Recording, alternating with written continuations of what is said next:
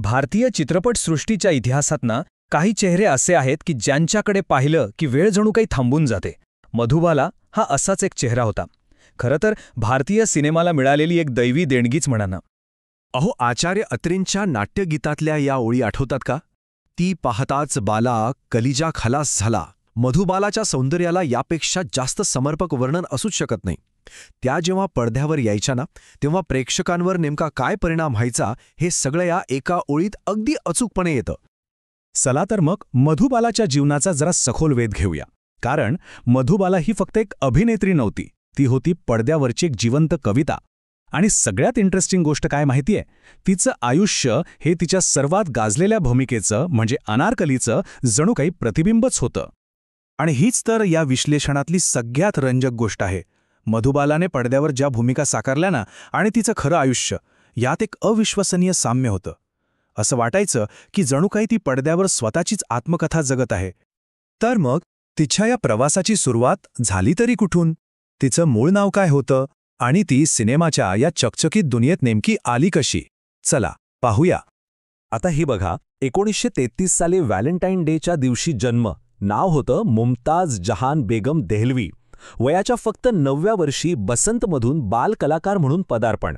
1949 मध्ये महलमधून तर तिला प्रचंड यश मिळालं आणि 1969 मध्ये वयाच्या अवघ्या 36व्या वर्षी निधन. खरंच ही टाईमलाईन तिच्या लहानपण किती प्रभावी आयुष्याची साक्ष देते नाही का? तिची ती झपाट्याने झालेली प्रगती आणि तितकंच दुःखद आयुष्य, सगळं काही यातून स्पष्ट दिसतं. म्हणजे बघा, इतक्या लहान वयात तिच्यावर किती मोठी जबाबदारी होती. वडिलांची नोकरी गेली, घरात आर्थिक संकट आलं आणि या लहानग्या मुमताजने आपल्या कुटुंबाला आधार देण्यासाठी चित्रपटसृष्टीत पाऊल ठेवलं. या सुरुवातीच्या संघर्षाने तिच्या पुढच्या संपूर्ण प्रवासाला आकार दिला. बरं, तिच्या यशाचे 2 मुख्य स्तंभ होते. एक म्हणजे तिचं ते अतुलनीय स्वर्गीय सौंदर्य आणि दुसरं म्हणजे तिचा तो नैसर्गिक आणि थेट मनाला भिडणारा अभिनय. चला, ह्यावरच आता लक्ष केंद्रित करूया. तिचा अभिनय इतका खास का वाटायचा?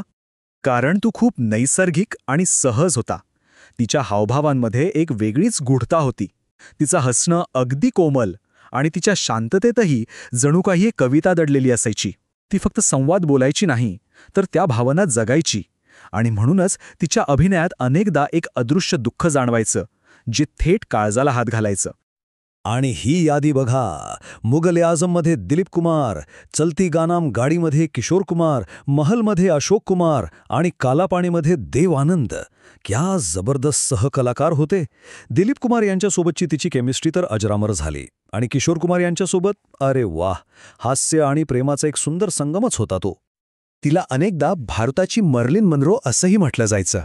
पण खरं सांगायचं तर मधुबालाचं सौंदर्य हे पूर्णपणे तिचं स्वतःचं होतं, अगदी युनिक. त्याला कोणत्याही सीमेचं बंधन नव्हतं. तिच्या चेहऱ्यावर ना एक वेगळीच दिव्यता होती, वैश्विक आणि कालातीत. पण या सौंदर्यामागे, या यशामागे एक दुसरी बाजूही होती. तिच्या आयुष्याच्या अधिक वैयक्तिक आणि दुःखद पैलूंकडे आता आपण वळूया. आणि इथेच तिची खरी कहाणी तिच्या पडद्यावरच्या भूमिकांमधील दुःखाशी जुळायला लागली. 1960 मध्ये मधुबालाने गायक अभिनेता किशोर कुमार यांच्याशी लग्न केलं.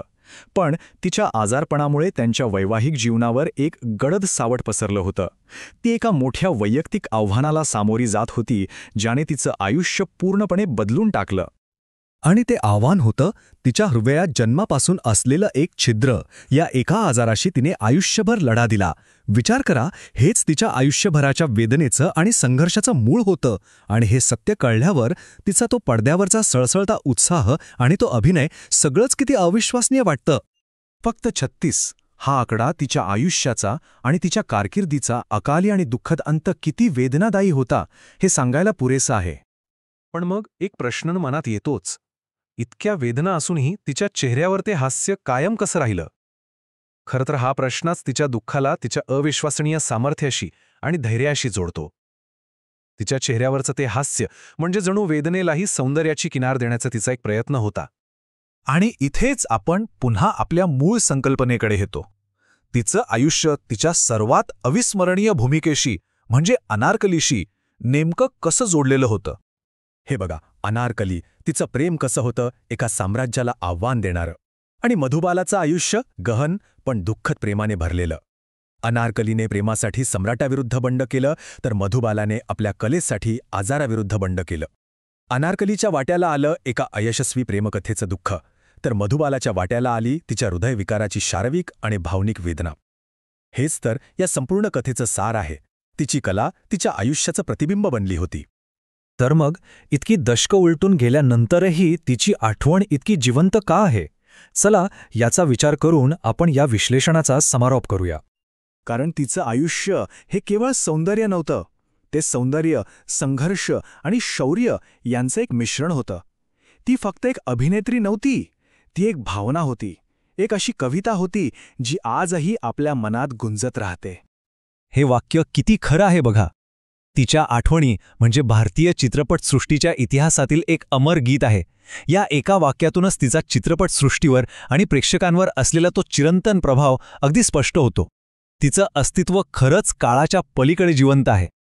आणि म्हणूनच शेवटी एकच वाक्य उरतं: मधुबाला म्हणजे सौंदर्याची एक शाश्वत कविता. एक अशी कविता जी काळाच्या पानांवर कोरली गेली आहे आणि जी रसिकांच्या मनात कायमची घर करून राहिली आहे.